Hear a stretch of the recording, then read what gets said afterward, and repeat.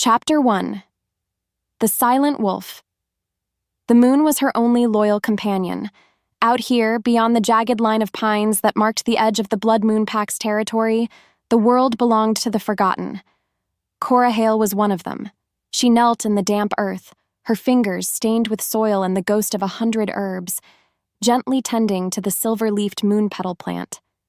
It only bloomed in direct moonlight, its petals unfurling like a shy confession, just like her. Her cabin, a humble shape of wood and stone, stood behind her, its windows dark. Solitude was a balm and a cage. She survived by healing the broken things that washed up on her shores, rogues with torn flesh and shattered pride, wolves cast out just like she had been. Inside her, a vast and hollow silence resided where a wolf's howl should be. The curse. That was the name she gave the emptiness Lucian had left her with that night. The night he had looked at her, his alpha power a crushing weight, and said the words that had not just broken her heart, but had muted her very soul. Since then, her wolf had not stirred. Not a whisper, not a twitch. It slept a dead sleep inside her, leaving Cora feeling like a haunted house, a home with no one inside.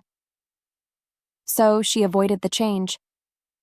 The shift was a doorway to a room she could no longer access, and the attempt was a pain she refused to endure again. Peace came through isolation. She repeated the words like a prayer. Love was a fire that had only ever left her with scars, and Pack was a chain she had gladly broken. A sudden chill, sharp and unnatural, slithered up her spine. It wasn't the night air. This was different.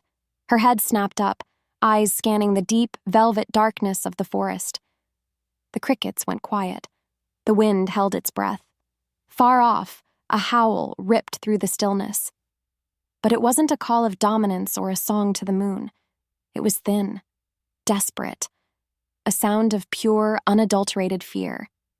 Her heart gave a painful thud against her ribs. Every instinct screamed at her to retreat, to bolt the door and pretend she'd heard nothing. The forest held dangers she was no longer equipped to face. She was a healer, not a fighter. A woman with a ghost for a wolf. But then another cry came, weaker this time, ending in a pained whimper that snagged on something deep inside her. It was the sound of a cub, a child. Peace through isolation felt like a coward's lie in that moment. Her jaw tightened. She had spent years convincing herself that compassion was a weakness, a vulnerability she could not afford. Yet her hands, of their own accord, were already reaching for the leather pouch of supplies she always kept by the door. She grabbed a salve for wounds, dried willow bark for pain, and a thick blanket. The hollow place inside her ached with a familiar, bitter loneliness. Maybe strength wasn't about solitude. Maybe it was about facing the darkness, even when you were terrified it might swallow you whole. Taking a deep breath that did little to calm the frantic beating of her heart, Cora stepped out of her garden and plunged into the whispering, waiting woods. The distant sounds of fear were a thread, and she was going to follow it to its source. Chapter 2. The Moon's Whisper. Following the fading whimpers, Cora moved like a wraith through the undergrowth. The forest, usually a place of quiet refuge, felt menacing tonight.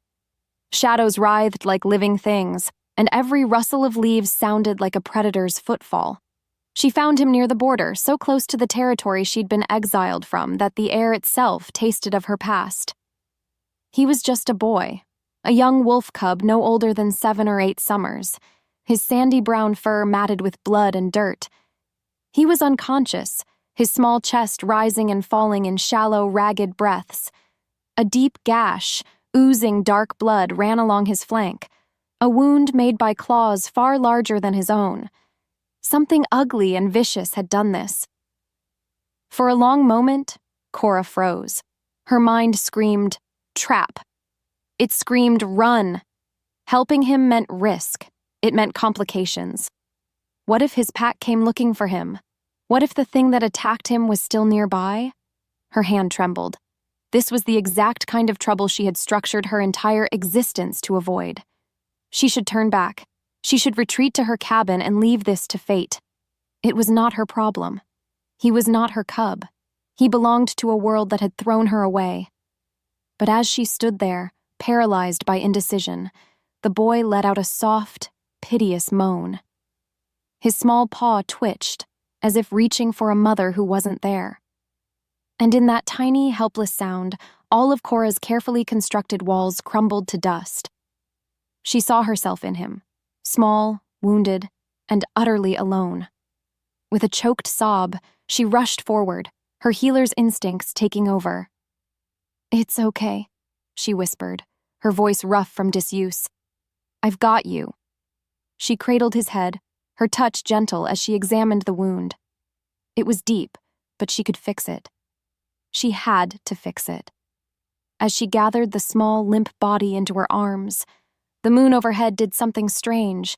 It wasn't the usual serene silver orb.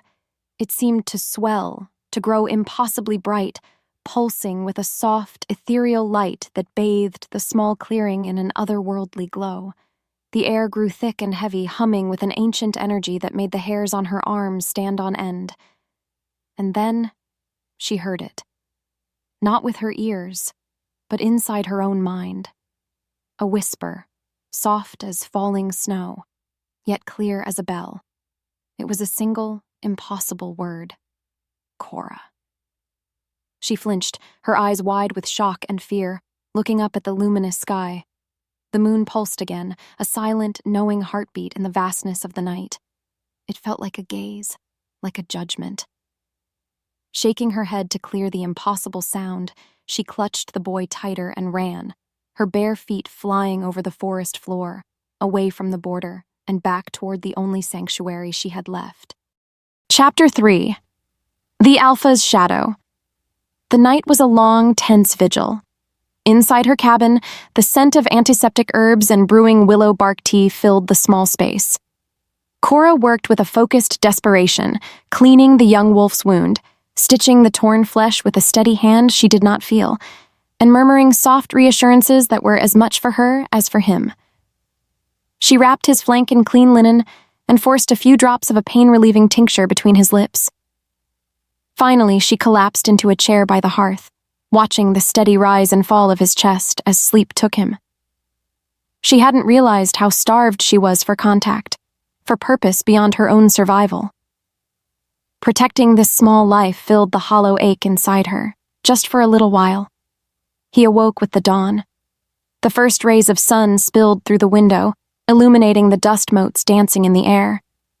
His eyes, a startling shade of amber, blinked open and fixed on her.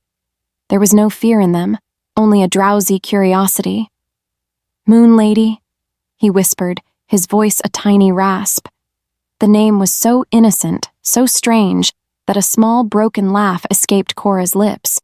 Before she could ask what he meant, a sound from outside sent a jolt of pure ice through her veins, the crunch of heavy boots on fallen leaves, many of them, and the scents that followed. Pine, earth, and the unmistakable, overpowering musk of dominant pack wolves. They were here. Panic seized her. She shoved the boy behind her, her body instinctively shielding him as she grabbed a heavy iron poker from the fireplace. Her heart hammered against her ribs like a trapped bird. The cabin door burst open without a knock. It didn't splinter. It was simply pushed aside by a presence that commanded it to yield. 3 large men filled the doorway, their sheer size blocking out the morning light. They were alphas, their power rolling off them in oppressive waves. But it was the man in the center who stole the breath from her lungs. Taller, broader, with eyes the color of molten gold and a face that was carved into her memory, into her very soul. Lucian. Years had passed, but he looked just the same. A brutal masterpiece of power and pride, with a shadow of something haunted in his gaze. His eyes swept the room, cold and assessing, before they landed on the small form peeking out from behind her.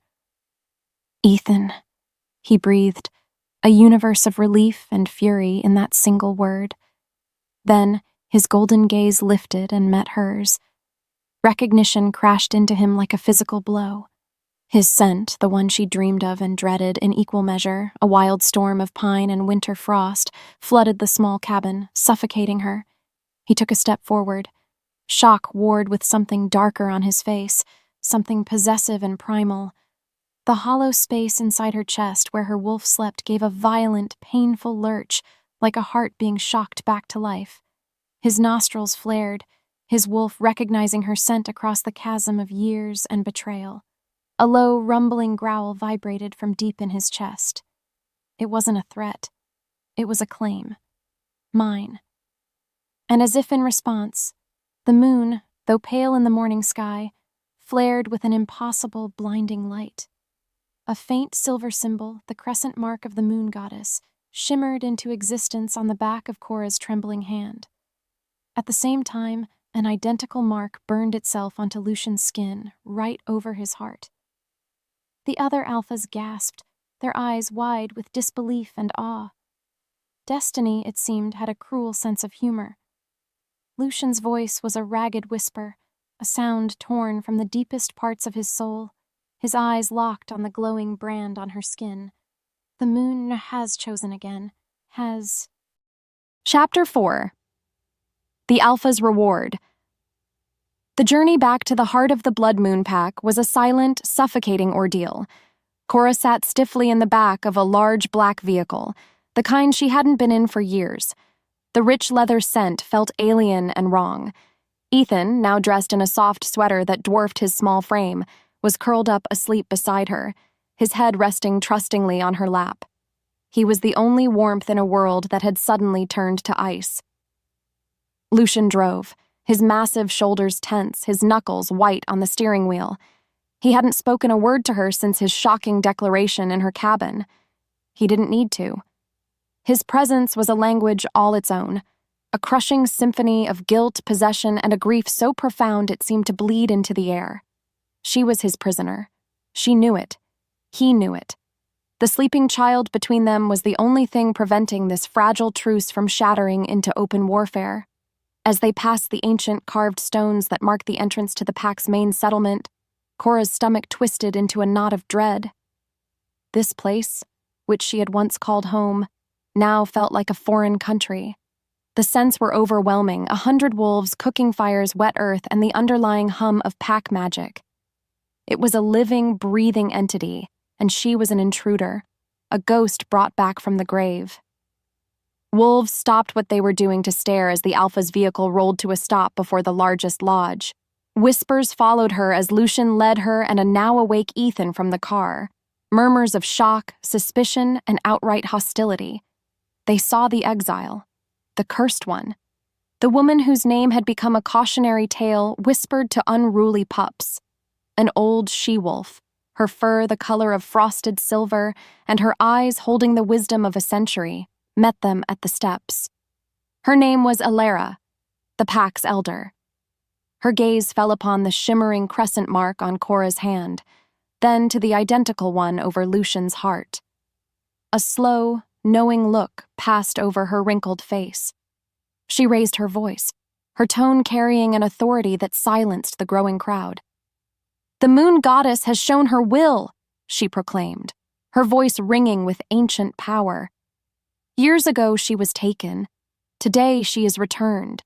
The moon has delivered the Alpha his long-overdue reward." The words struck Cora with the force of a physical blow. Reward. A thing. A prize. Not a person who had bled and survived and rebuilt a life from the ashes he'd left her in.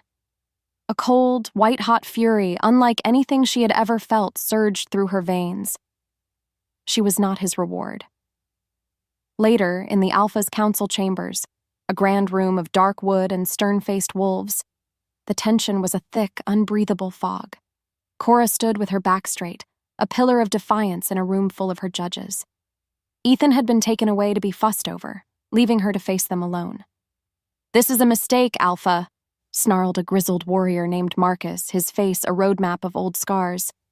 "She is an outcast, cursed. To bring her back is to invite that darkness into our home." A chorus of nervous agreements followed.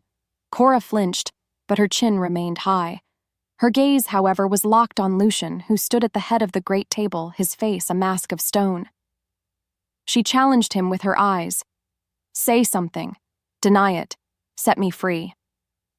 But he remained silent, his internal battle raging behind that stoic facade. He was caught between his duty as alpha and the primal, undeniable command the moon had just issued. The debate raged on, a storm of superstition and fear directed entirely at her. They spoke of her as if she were a storm cloud, a blight, a harbinger of doom. Finally, Cora couldn't bear it. The silence inside her, where her wolf should have been, seemed to amplify their accusations into a deafening roar. She was about to turn and walk out, to take her chances with the wilderness over this den of wolves, when Marcus took a step forward.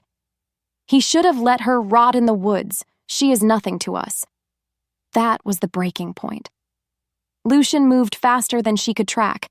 In one terrifying, fluid motion, he was in front of Marcus, his hand clamped around the other wolf's throat. A guttural roar of pure, undiluted dominance ripped from his chest, shaking the very foundations of the lodge. His eyes blazed with golden fire. "The moon!" he snarled, his voice a low, terrifying promise that vibrated through the floorboards. "Gave her back to me." He shoved Marcus away, his gaze sweeping over every stunned face in the room. "I will not lose her again." Cora heard the words, and every ounce of fight in her froze. It wasn't a declaration of love. It was a sentence. The heavy oak door of the council chamber suddenly felt like the bars of a cage, slamming shut and locking her inside with the monster from her past. Chapter 5. The Ghost in the Cage. They gave her a room in the Alpha's lodge.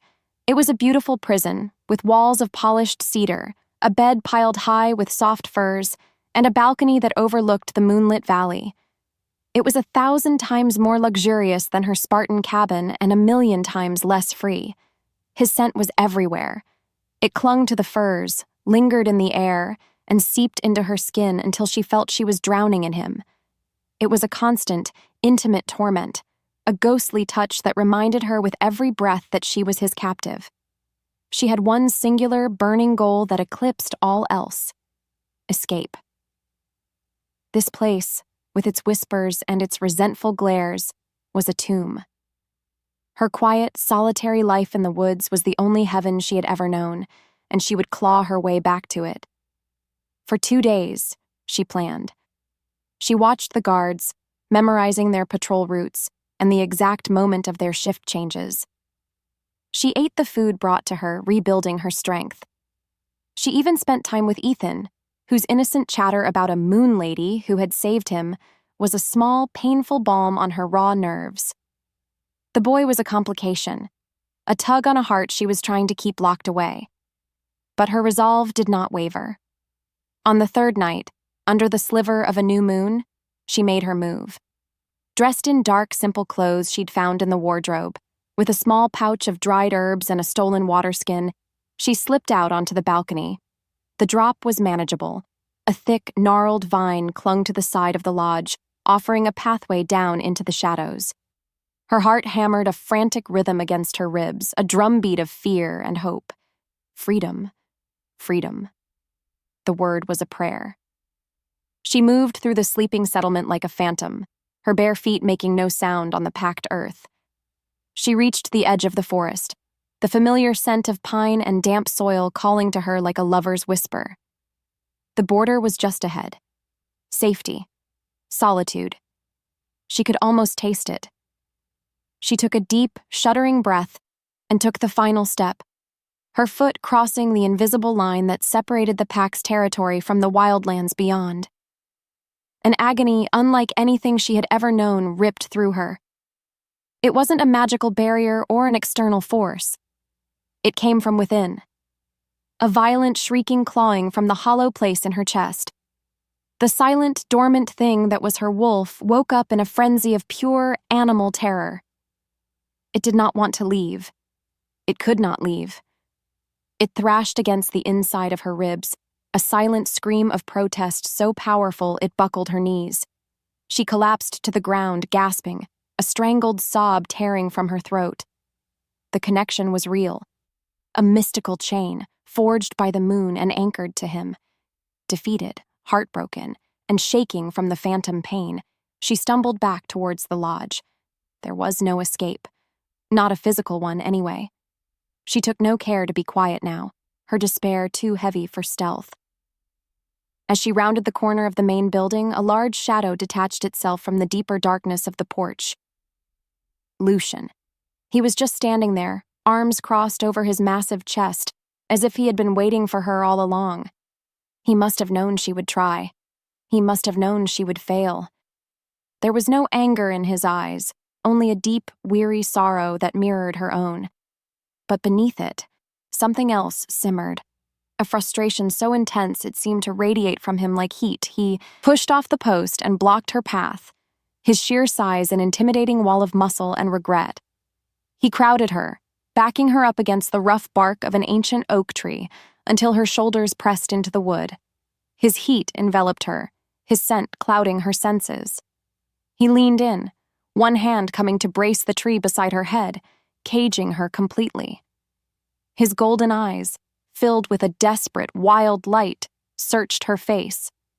His voice, when he finally spoke, was a low, dangerous growl, a sound torn from the very depths of his soul. "Why?" he rasped, his breath a warm caress against her cold skin. "After all these years, after everything I did, why do you still smell like mine?" The question was not an accusation. It was a plea. A raw, ragged demand for an answer to a puzzle that was destroying them both. Chapter 6. A Spark in the Embers.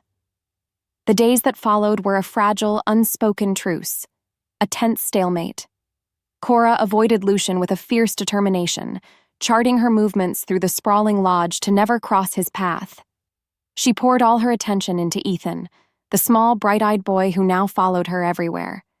He showed her his favorite hiding spots, brought her wildflowers he'd picked, and listened with rapt attention as she told him stories of the plants and animals of the forest. This unexpected bond was an anchor in the turbulent sea of her new reality. It was a fragile comfort, a reason to get up in the morning.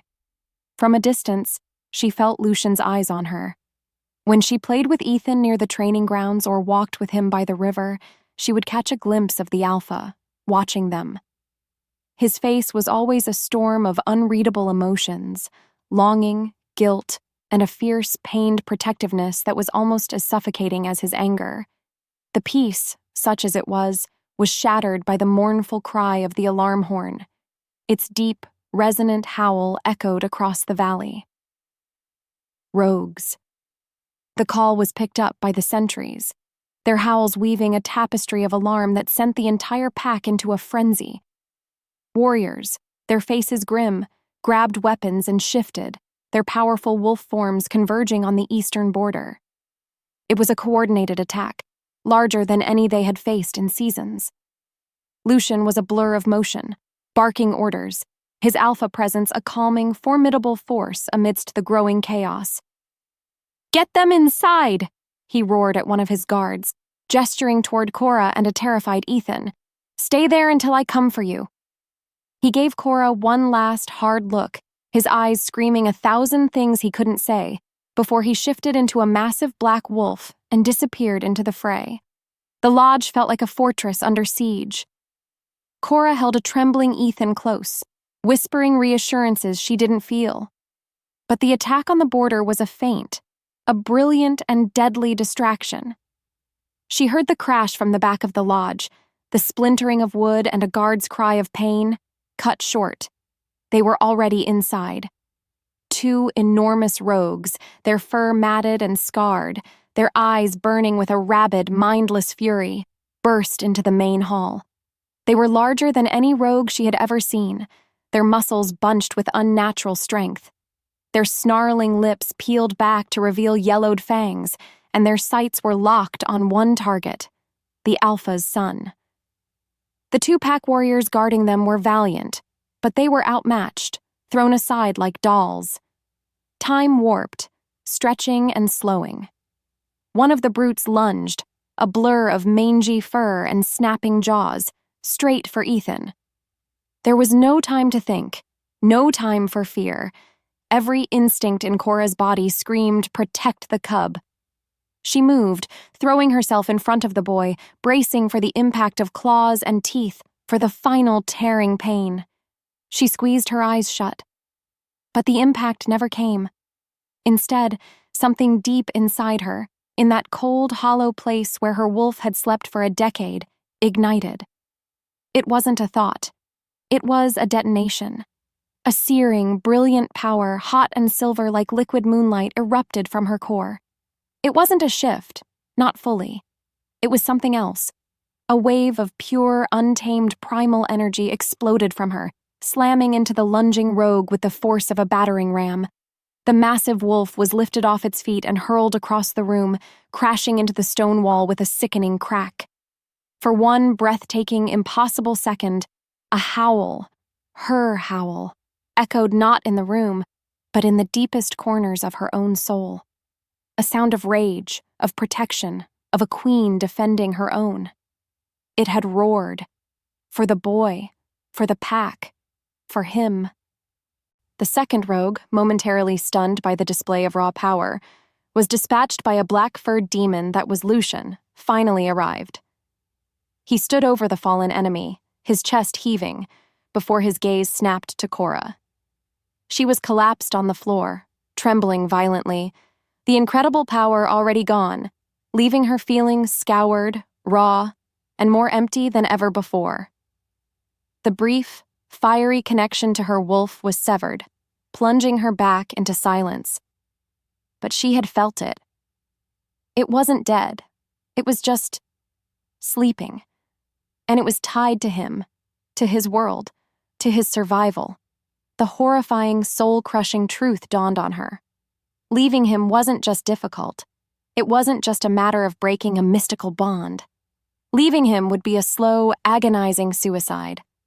Her very life force was now inexplicably woven with his. Lucian knelt before her, his wolf form melting away to reveal the man. His eyes, wide with a mixture of disbelief and a terrifying, reverent awe, met hers. "The moon," he whispered, his voice hoarse, as if the words themselves were sacred. "The moon never makes mistakes." His statement was meant to be a comfort, a confirmation of destiny. But to Cora, trapped and powerless, it sounded like the locking of the final bolt on her prison door. Chapter 7. A Fragile Shelter. The morning after the attack dawned with the rhythmic sounds of hammers on wood and the low murmur of a pack rebuilding its defenses. For the first time since being dragged back here, Cora didn't wake with the singular burning thought of escape. That path had dissolved into an agonizing impossibility.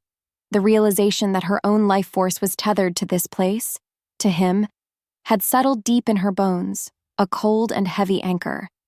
Staying was no longer a choice, therefore she had to survive it. Her new purpose had a name: Ethan. She found him in the main hall, pushing a small wooden wolf across the floor, and the knot of dread in her stomach loosened just a fraction. He was the only piece of this new reality that felt pure, the only one whose gaze held no judgment. Because he was a cub, he was a reason. Flowing from that decision, a new kind of war began, one of quiet defiance.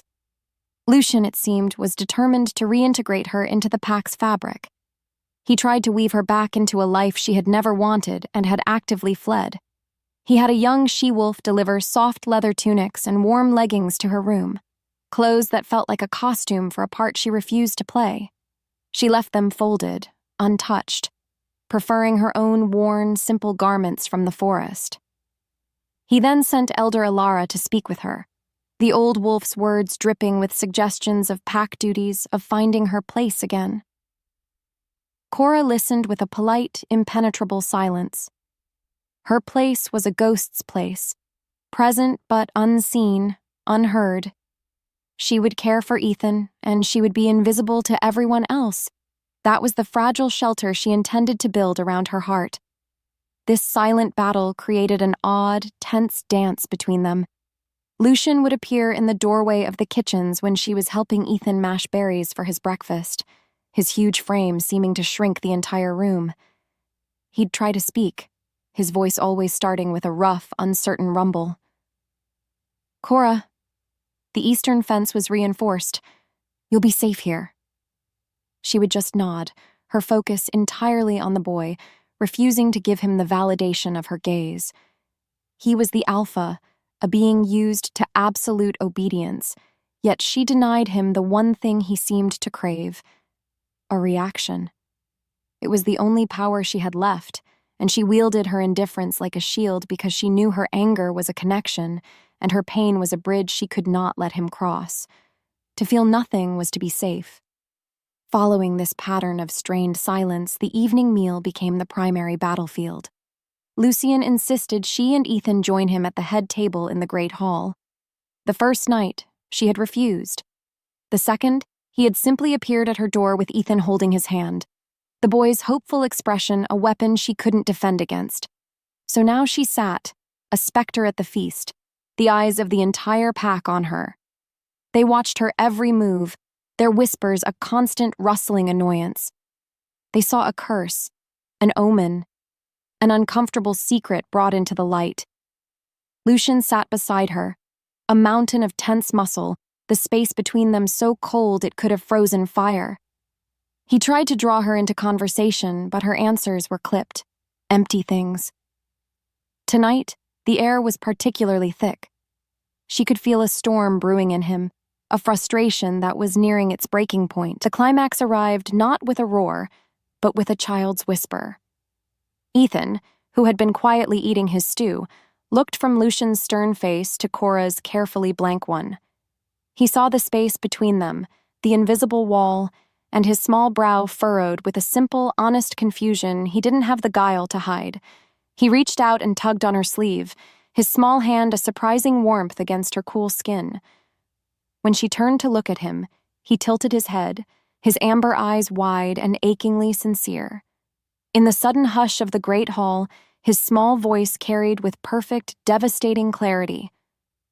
"Are you my mom now?" The question dropped into the silence like a stone into a deep, still pond. Every whisper stopped, every set of eyes was on her. The world seemed to hold its breath. It was more than a question about a title. It was a question about her place, her future, her heart. Cora's carefully constructed shelter of indifference shattered into 1,000 pieces, leaving her exposed and trembling in the sudden, terrifying silence. Chapter 8.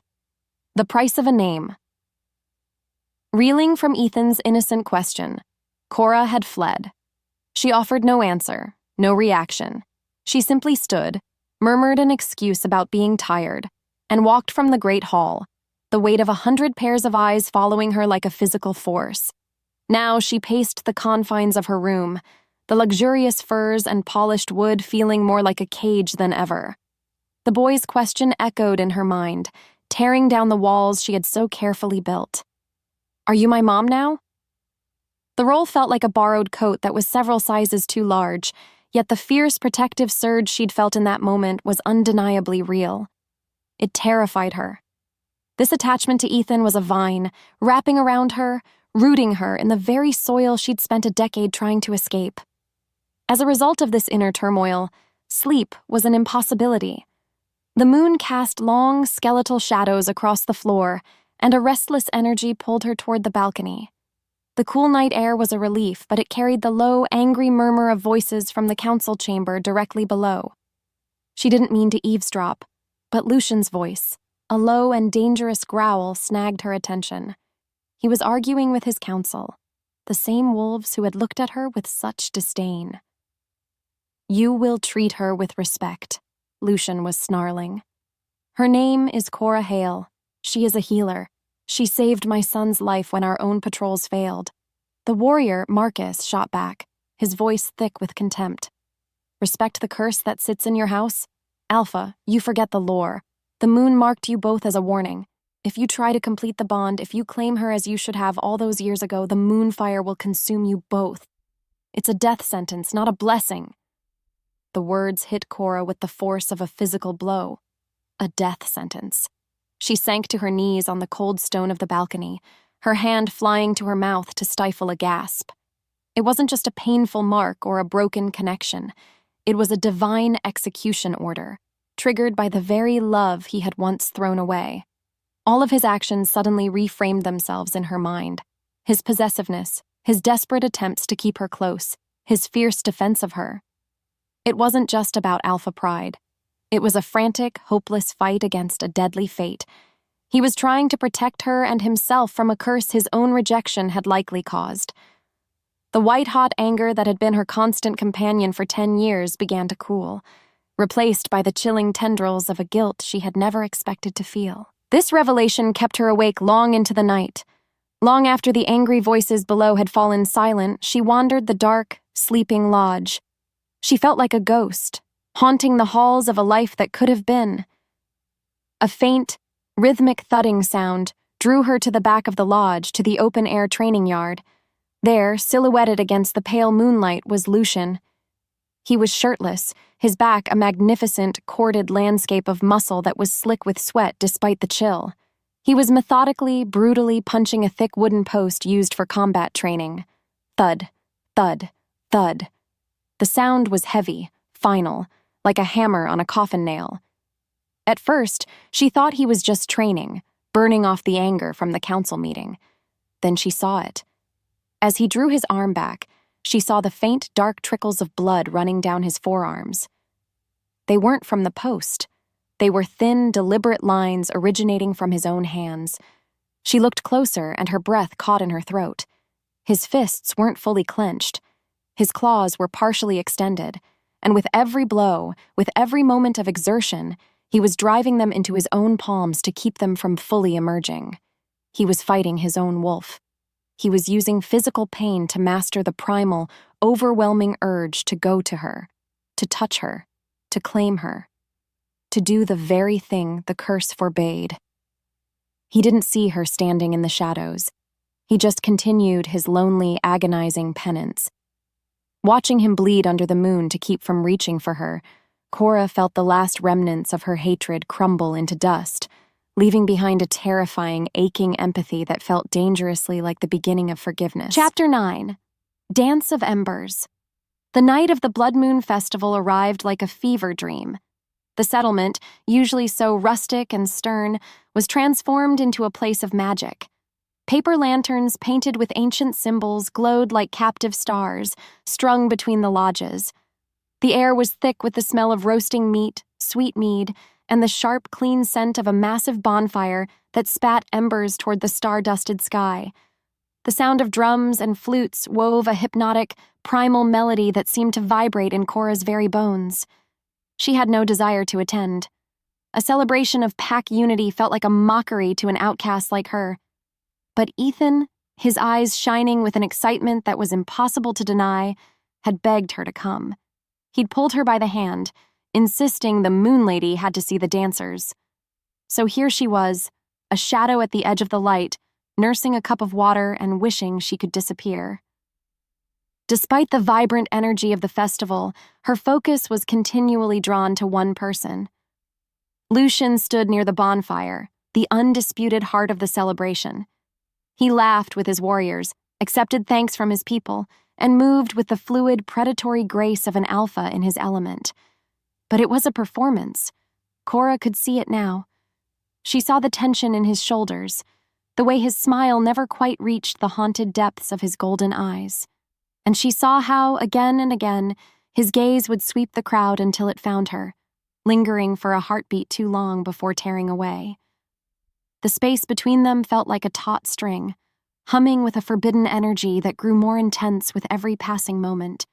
The pull was a physical thing, a phantom ache in her chest where her wolf yearned for its other half. Eventually, the inevitable happened. The drums softened, the flutes began a slower, more ancient melody. It was the dance of the alpha and his chosen, a tradition as old as the pack itself. As if pulled by a force beyond his control, Lucian began to walk toward her. The crowd, sensing the shift in the air, parted for him like the sea. He stopped before her, his presence eclipsing the fire, the music, the entire world. He didn't say a word. He simply held out his hand. It wasn't a command. It was a question, a plea, a desperate invitation to step into the fire with him. Every instinct screamed at her to refuse, to turn and run. But she looked into his eyes and saw the raw, aching vulnerability he hid from everyone else. She saw the man bleeding in the moonlight, and against all reason, she placed her hand in his. They moved to the center of the clearing, and the world faded to a blur of firelight and shadows. The dance was one of proximity, not contact.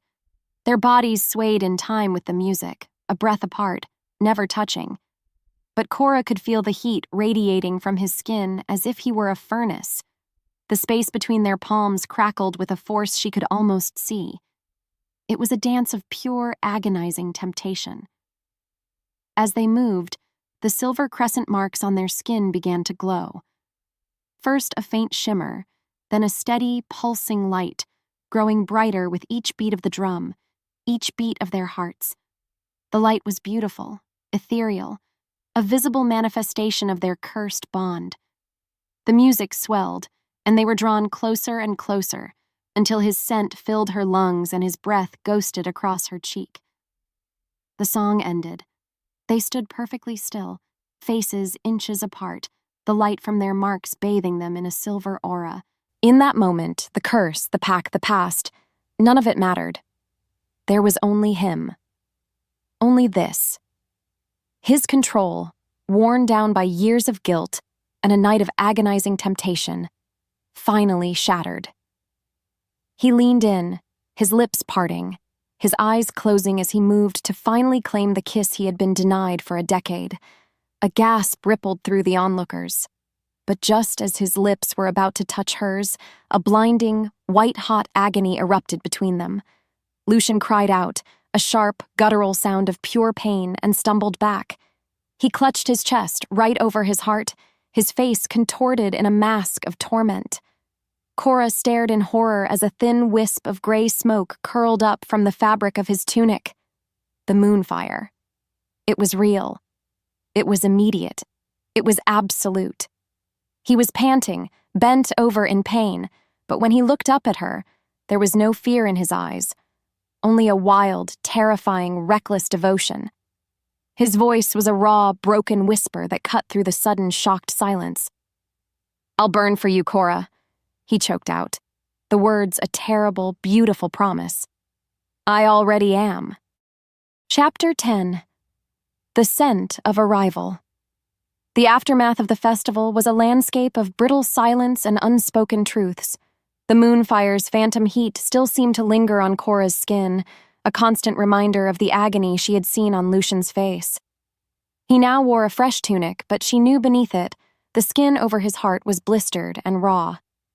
The forbidden kiss that never was had become a chasm between them, wider and more terrifying than the decade of hatred had been.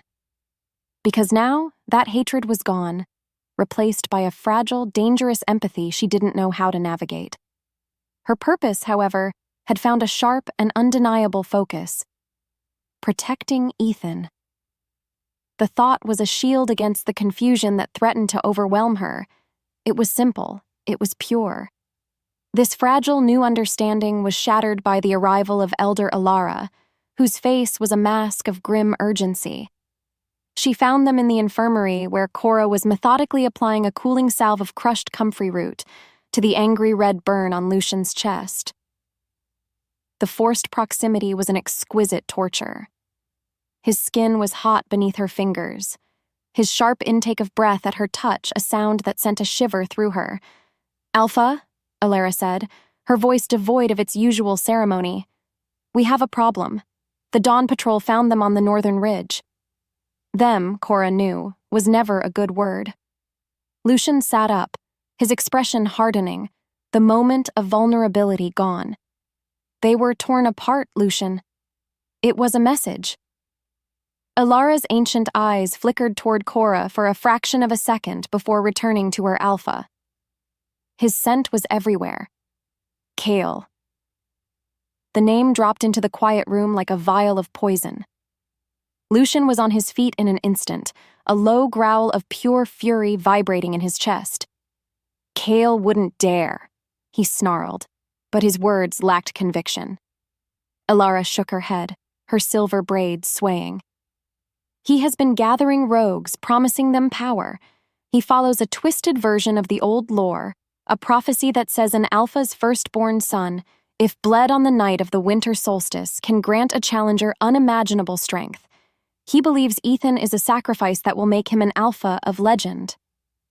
The air left Cora's lungs. The world tilted, the room narrowing to a single horrifying point. This wasn't about territory. This wasn't a pack dispute. This was about Ethan. A man, a monster, was hunting the small boy who left wildflowers on her pillow and called her Moon Lady. Without conscious thought, Cora's hand went to the small pouch of herbs at her belt. Her fingers brushed against the dried petals of wolfsbane and the sharp edges of obsidian she kept for cutting. The gentle healer who had lived in solitude was gone, burned away in a flash of maternal fire. In her place stood someone else, someone colder and harder. Someone who would see the world burn before she let anyone lay a hand on that child. Her transformation was so palpable, so absolute, that both Lucian and Alara turned to look at her. They saw not the broken outcast, but a she-wolf baring her teeth in defense of her cub.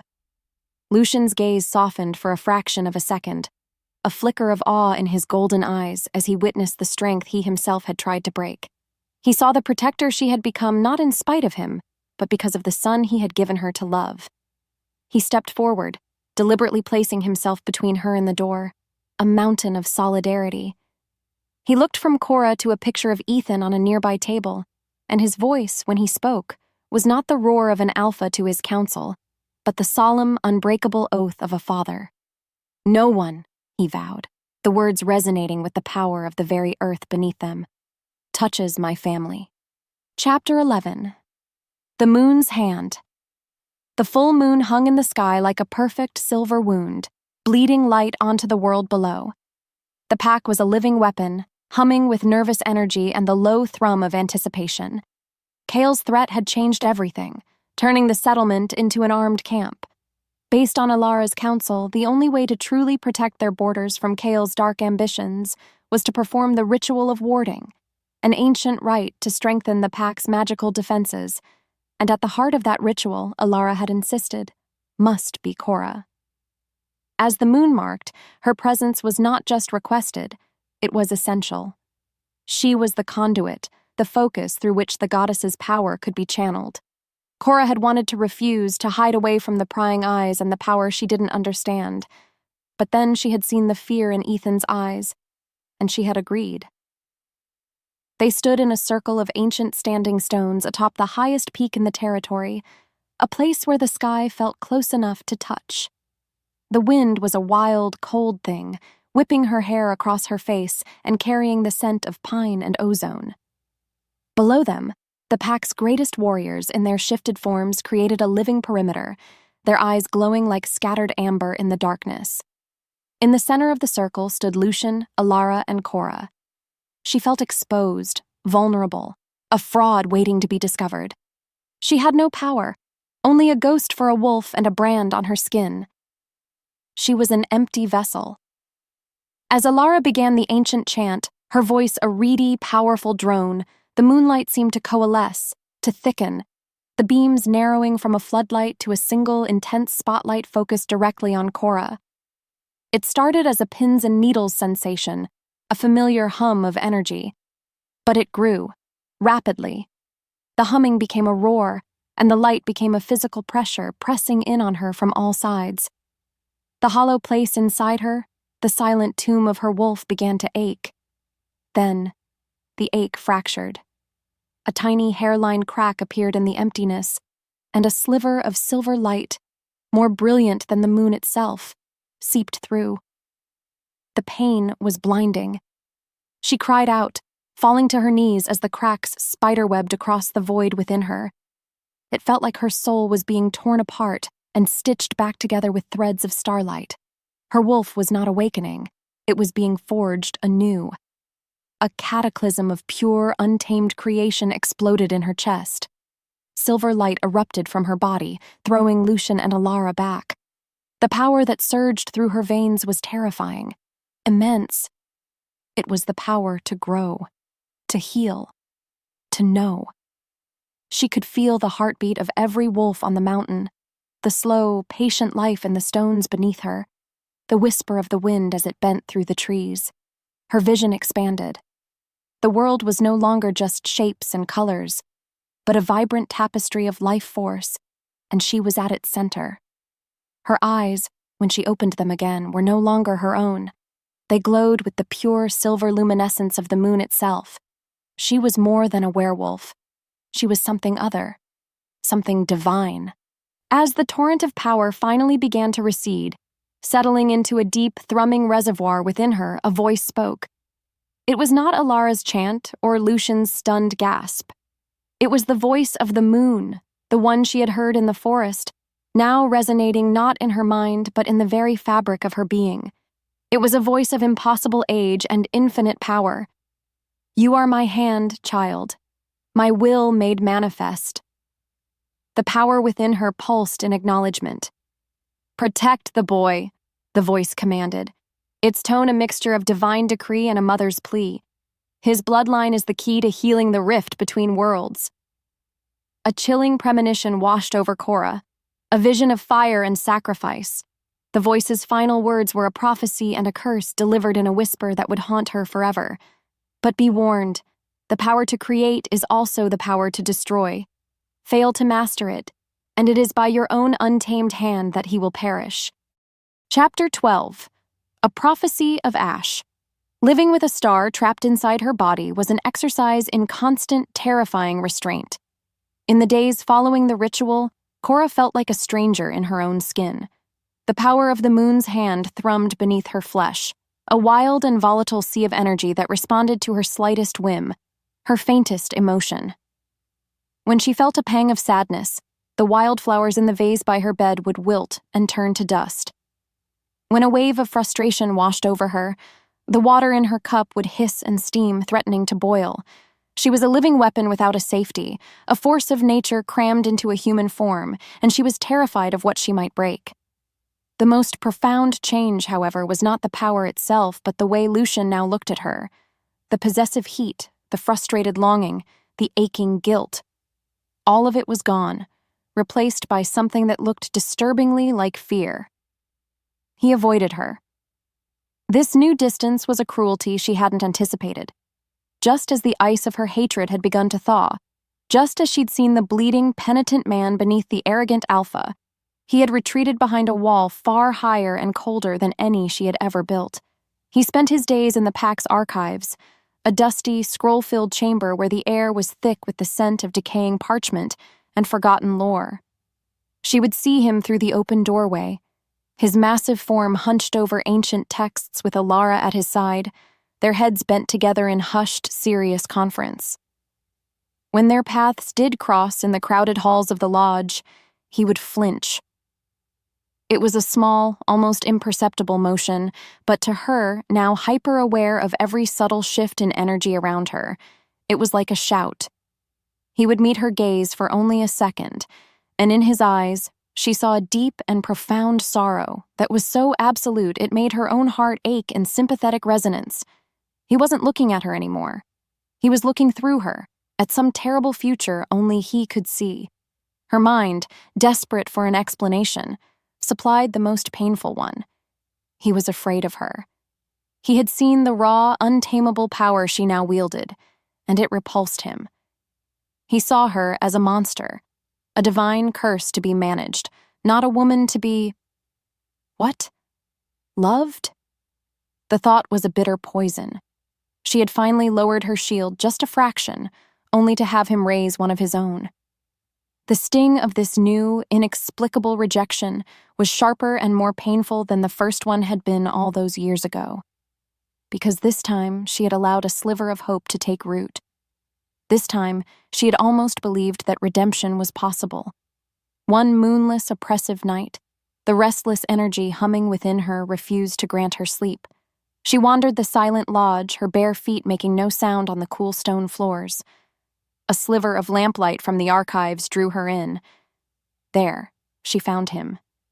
He was alone, slumped over a massive open tome on the central table, the very picture of defeat. His head was in his hands, his broad shoulders shaking with silent, racking sobs. The sight of the formidable, unbreakable alpha so completely shattered stole the breath from her lungs. She hid in the shadows of the doorway, a silent witness to his private grief. He eventually lifted his head, and with a trembling finger, he traced a line of text on the ancient page, a passage that seemed to be the source of his utter despair. He didn't speak. He just stared at the words, his face a mask of absolute heartbreak. Later, she lay in her bed, feigning sleep when she heard her door creak open. His silhouette filled the frame, a looming shape of darkness and sorrow. He crossed the room and stood over her, his presence a heavy weight in the quiet air. She could feel his despair washing over her in palpable waves. She kept her breathing even, her eyes closed, her heart hammering against her ribs. After a long moment, he reached out, his calloused, trembling hand hovering over her face before gently, almost reverently, tucking a stray strand of hair behind her ear. His touch was as light as a moth's wing, yet it seared her skin. He leaned down, his breath ghosting over her cheek, and she heard him whisper a single, devastating word, a sound of such complete surrender and finality that it fractured something deep inside her. Goodbye. He straightened up and was gone, leaving her alone in the suffocating darkness, with the ghost of his touch on her skin and the chilling echo of his farewell freezing the blood in her veins. Chapter 13. The Space Between Heartbeats. His goodbye had been a ghost, haunting the space between them for days. So when Lucian appeared at the threshold of the training yard, his face carved from stone, and declared, "You need to control it," Cora was left reeling. The fear that had made him flinch at her presence was gone, replaced by a grim, terrifying resolve. He was no longer running from the fire. He was walking straight into it. And he was dragging her with him.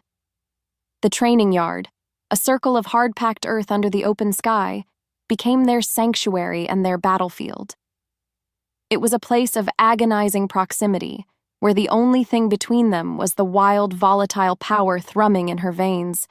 He wanted her to learn control. What he was really teaching her was how to trust him not to break.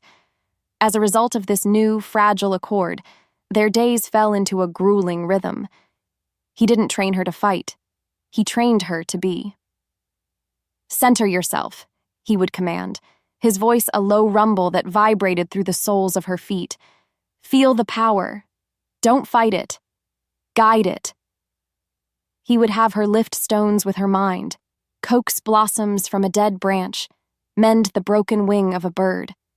But the power was a wild sea, and her emotions were the tide. When frustration clawed at her, the stones would crack. When a flicker of joy surprised her, the blossoms would erupt in a chaotic, unnatural riot of color. She was a novice god, and her every whim had the power to unmake the world around her. He never touched her. That was the first rule. But he came so close she could feel the heat of his body, smell the scent of pine and clean sweat on his skin, and hear the soft hitch in his breath when she almost lost control. This constant dance on the edge of disaster wore their defenses down to almost nothing. He was no longer the terrifying alpha or the ghost from her past. He was her anchor, her only anchor in a storm of her own making. During one grueling session, he placed a single, perfect eagle feather on a pedestal. "Hold it steady," he ordered. "Just let it float. No wind, no force, just intention." She focused, her brow furrowed in concentration. The feather trembled, lifted, and then, as a wave of self-doubt washed over her, it burst into a shower of silver flames. A cry of frustration ripped from her throat. "I can't." She sank to her knees, the power within her hissing and spitting like a cornered animal. "I can't do this." Lucian was before her in an instant, breaking their unspoken rule. He knelt, his large hands hovering just inches from her trembling shoulders. "Yes, you can," he said, his voice softer than she had ever heard it. "You're trying to command it like an alpha, Cora. That's not who you are. Don't command it. Surrender to it." The word hung in the air between them. Surrender. All those years ago, he had demanded her surrender, and she had given it freely, only to have it thrown back in her face. And now he was asking for it again. The memory, the pain, the injustice of it all was a tidal wave. The power inside her roared, the air crackled, the ground beneath them vibrating as the untamed energy surged, seeking a release. Lucian's eyes widened, not in fear, but in understanding. He saw the storm coming, and this time he didn't run. He closed the final inches between them, his hands finally closing over her shoulders, his touch a brand of heat and possession. "Then surrender to me," he whispered, his golden eyes blazing. His touch was not a restraint, it was a grounding. The wild energy, which had been about to explode outward, suddenly had a target. It arced between them, a visible current of silver lightning that connected their bodies, their souls. In that electrifying moment, the dam of a decade of denial, of pain, of longing, shattered into a million pieces. He pulled her up, his hands tangling in her hair, his face a mask of desperate, agonized need. This was the point of no return. This was the choice they were not allowed to make. This was inevitable. He crashed his lips down on hers. It was not a gentle kiss. It was a collision, a starving man's feast. It was 10 years of unspoken words, of a love that had been rejected but had refused to die. It was punishment and forgiveness, a promise and a curse, all in one searing, desperate motion. She kissed him back with all the broken pieces of her soul, her hands clutching his shirt as if she were drowning and he was the only solid thing in the universe. The power surged, not in a violent outburst, but in a deep, resonant tremor that shook the very foundations of the earth beneath them.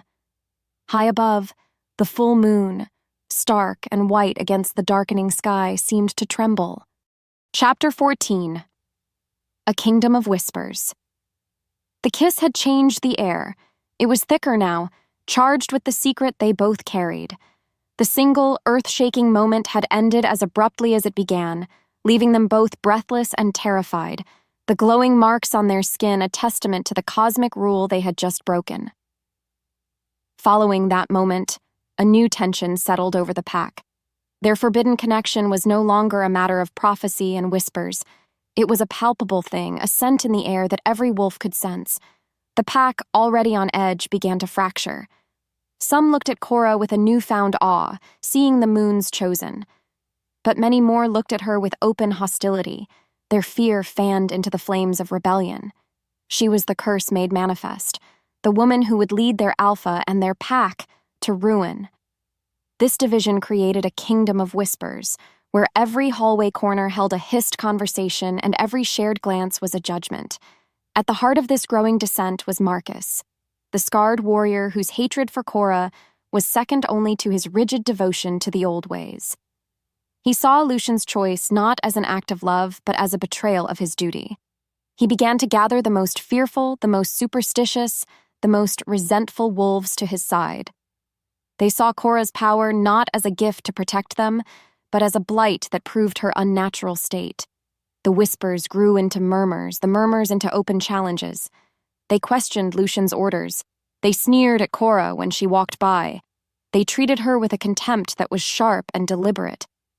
Lucian, for his part, tried to contain the fallout, his alpha presence a constant, low-level growl of warning that kept the worst of the insubordination at bay. But he was one wolf against a tide of fear, and the tide was rising. The confrontation, when it came, was public and brutal. It happened in the Great Hall, during the evening meal. Marcus and 3 of his most loyal followers strode into the center of the room, deliberately interrupting Lucian. "Alpha," Marcus began, his voice dripping with false deference. "The pack has concerns. They see you spending your days with the outcast, training her. They see you forsaking your duties for a curse the moon itself warned us against." The room fell silent, the clatter of spoons on bowls ceasing as every wolf turned to watch. Lucian placed his cutlery down with a slow, deliberate calm that was far more terrifying than any outburst. "The curse," Lucian said, his voice dangerously soft, "is the woman who saved my son. The curse is the one whose power now guards our borders. The curse is the one I wronged a decade ago." He stood, his full height and power a commanding force that seemed to suck the very air from the room. He was not just addressing Marcus. He was addressing his entire world. "You speak of the old ways? Then let me remind you of them," he boomed, his voice resonating with an authority that was absolute. "The lore says an alpha's mate is his strength. The lore says the moon's chosen is a blessing. The lore says a divided pack is a dead pack." He took a step forward, his golden eyes pinning Marcus in place. "You see a curse because you are afraid. You see a blight because you are blind. You see a threat because you are weak." He turned, his gaze sweeping over every single wolf in that hall. "I chose to reject her once, and it brought a decade of silence and regret. I will not make that mistake again. She is not your enemy. She is your salvation. She is my salvation. Anyone who cannot accept that is free to challenge me for my position, or they are free to leave." He was sacrificing his pack's unity, his unquestioned dominance, everything an alpha held dear, and laying it all at her feet. Watching from the shadows near the doorway, Cora felt a cold dread wash over her. This was her fault. His beautiful, reckless public devotion was going to get him killed. Later that night, she found him on the balcony of her room, staring out at the moonlit valley. She came to stand beside him, the silence between them heavy with the consequences of his words. "You can't do this," she whispered, her voice trembling. "You can't tear your pack apart for me." He turned to her, his face weary but resolute. "It was already torn, Cora. You just showed them where the cracks were." She shook her head, a desperate plea in her eyes. "Then fix it. Tell them you were wrong. Push me away. Banish me. Reject me again, Lucian, please, before they kill you for choosing me." He reached out, his hand gently cupping her jaw, his thumb stroking her cheek. The gesture was so tender, so full of a love she was just beginning to accept, that it broke her heart. His eyes held hers, his gaze unwavering and absolute. "Never again," he murmured. And in that simple promise, she knew they were both doomed. Chapter 15. The Cost of a Prayer.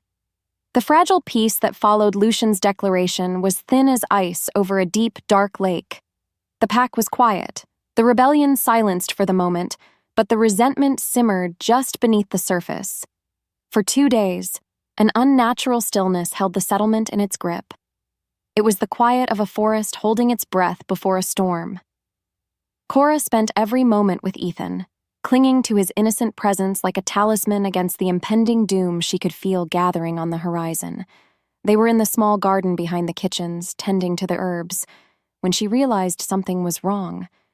It started with a sound, or rather, the lack of one. Ethan's constant, cheerful chatter had stopped. She looked up from the sprig of rosemary she was holding. He was gone. A child's wooden wolf, one Lucian had carved for him, lay abandoned in the dirt path. A cold, sharp fear, unlike anything she had ever experienced, pierced through her. "Ethan!" she called, her voice tight. Silence. She called again, louder this time, a frantic edge creeping into her tone. "Ethan!" Still nothing. Panic, cold and swift, flooded her veins. She raced through the settlement, her calls growing more desperate. Doors to lodges opened, concerned faces appeared, but no one had seen him. The news reached Lucian within minutes. He was a terrifying force of nature, his alpha power exploding from him in a wave of controlled fury. He mobilized every warrior, their grim faces a reflection of his own as they fanned out, searching, their howls cutting through the air. But there was nothing. No scent trail beyond the garden wall. No tracks. Kyle had been here. He had moved like a ghost, taken the most precious thing in their world, and vanished. Hours bled into a desperate, frantic eternity. The sun began to dip towards the horizon, painting the sky in hues of orange and blood. The warriors returned one by one, their faces etched with failure and exhaustion. They had found nothing. The hope in Lucian's eyes was guttering like a dying candle. He was the alpha. He was a father. And he was helpless. Watching him, seeing that utter despair, broke something inside Cora. The prophecy of the moon echoed in her soul. Protect him. She had failed, but it wasn't over. Not yet. She couldn't find him with her eyes or her nose, but she had an entire ocean of power churning inside her, an ocean connected to the very life force of the world. She had a choice. Let them keep searching in the dark, or become the light. She retreated to the circle of standing stones on the mountain peak, the place where she had been reborn. Lucian found her there, his face a mask of grief. "What are you doing?" he asked, his voice raw. "I'm going to find him," she said, her voice eerily calm. "You can't, Cora. My best trackers." "They are not the moon's hand," she interrupted, her eyes beginning to glow with a soft silver light. She closed her eyes and reached inward, not to the wild, chaotic sea of power, but deeper, to its still, silent heart. She wasn't going to command it. She was going to make a bargain. She was going to offer a prayer. "Show me," she pleaded with the silent, watchful moon. "Show me my boy." She pulled on the power, not with force, but with the pure, selfless desperation of a mother's love. She unraveled a thread of her own life force and cast it out into the world, a silver net of energy searching for one small, terrified heartbeat. The world exploded behind her eyelids. It was too much. The life force of every tree, every animal, every blade of grass flooded her senses in a deafening roar. The power she was channeling was a river of fire, and she was the conduit. It was scouring her from the inside out. But then, through the cacophony, she heard it. A faint, terrified whimper. She saw it. A vision of a dark, damp cave hidden behind a waterfall miles to the north. She had him. "The northern falls?" she gasped, her eyes snapping open. But as the vision faded, a new and terrible sensation took its place. A sharp, searing agony erupted in her chest, right where her heart was. It felt like a hot coal had been pressed against her soul. The moonfire. It wasn't an external punishment. It was a consequence. She had used the divine power of creation for a personal, desperate act of love, and now that power was turning inward, beginning to consume her. She collapsed to her knees, a choked cry of pain escaping her lips. The silver light in her eyes flickered and died, replaced by the faint, ominous orange glow of a smoldering ember deep within her chest. Lucian caught her as she fell, her body limp in his arms. She was cold, so cold, and her last conscious thought was the sound of her own voice, a faint, broken whisper carried on the wind. "Ethan." Chapter 16. An Offering of Starlight. Lucian's arms were a cage of terrified strength, but the cold seeping into Cora's bones was a frost no warmth could touch. The ember of the moonfire in her chest was a parasite, feeding on her life with every frantic beat of her heart. Outside the protective circle of the standing stones, the howls of the search parties were a symphony of desperation. He was trying to speak, his voice a ragged plea, but she couldn't hear the words. All she could hear was the frantic, terrified pulse of her child, miles away in the dark. She knew, with a chilling certainty that went beyond logic, that they would not be in time. The solstice moon was rising, its light sharpening, and Kale's ritual would soon begin. Time was a luxury they no longer had. This path did not end with a rescue. It ended with a choice. Because of the promise she'd made to protect him, a strange and sudden calm washed over her. The panic receded, replaced by a crystalline clarity. The moon's voice echoed in her memory, not as a curse, but as a purpose. His bloodline is the key to healing the rift between worlds. This wasn't just about Kale. This was about a wound in the world far older, far deeper, and she was the needle and thread. She looked up at Lucian, her vision blurring at the edges. She saw not the alpha, but the wolf who had bled in the moonlight to keep from hurting her. She saw the father whose world was about to end. She lifted a trembling, icy hand to his face, her touch a whisper against his rough cheek. "It's all right," she breathed, the words barely a sound. "I know what I have to do." He didn't understand. He thought she was delirious. He clutched her tighter, as if his physical strength could somehow hold her soul inside her body. "Don't say that, Cora. We're coming. I'm coming for you." But she was already gone, her consciousness turning inward, away from him, away from the cold stone beneath her. She reached into the smoldering ember in her chest and did not try to extinguish it. She fanned the flames. She made her offering. Not a prayer this time, but a vow, a trade. "You gave me this power to protect the key," she whispered to the ancient, silent consciousness of the moon. "Take me. Not my life, my form. Let me become the ward. Let me be the bridge you need to heal the rift. Make me the shield that will guard him and his children, and his children's children, for all time." It was the ultimate surrender, her will for his safety, her body for his future. The power answered her. The ember in her chest did not just glow, it detonated. It was a silent, beautiful apocalypse. The world outside the stones vanished. There was no pain, only a sensation of being unwritten, of her physical self dissolving into pure, unadulterated light. Her skin, her bones, her hair, it all became starlight. A brilliant, silver energy erupted from her, a column of light that shot into the heavens, so bright it turned the night to a momentary blinding noon.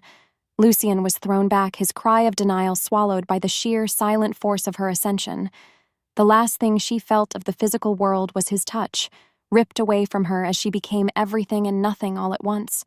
Her essence, her love, her sacrifice flooded the ley lines of the territory, weaving itself into a permanent, invisible shield around the land, its power anchored to the one small, terrified heartbeat in a cave miles to the north. By the time Lucian scrambled to his feet, blinking against the phantom light burned into his vision, she was gone.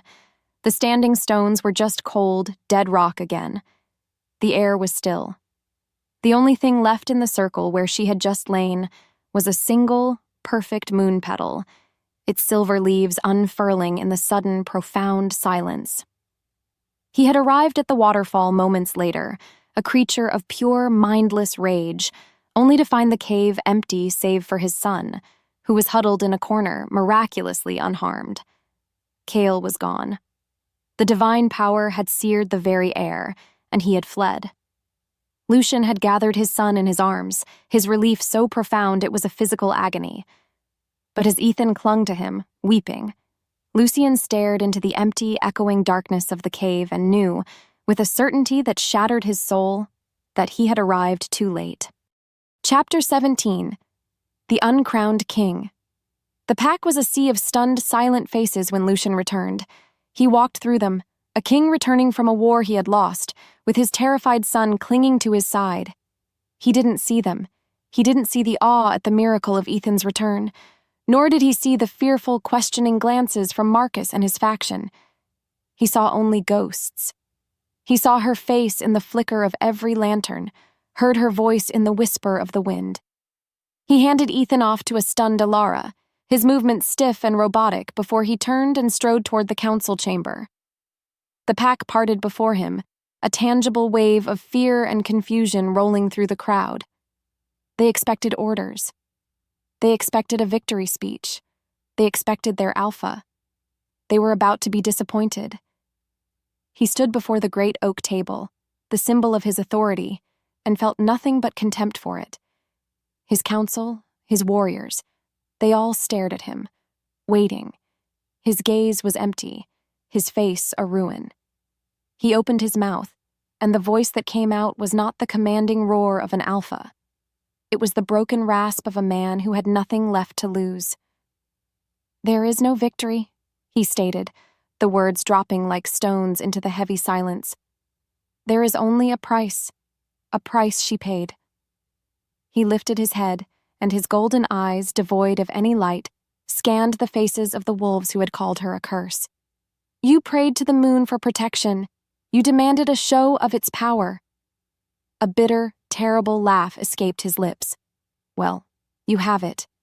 The borders are shielded by a power you cannot comprehend. My son is alive because of a sacrifice you are not worthy of. Because they had feared what they did not understand, they had lost their greatest blessing. He slammed his fist on the table, the wood groaning in protest. You speak of the moon's will? Of destiny?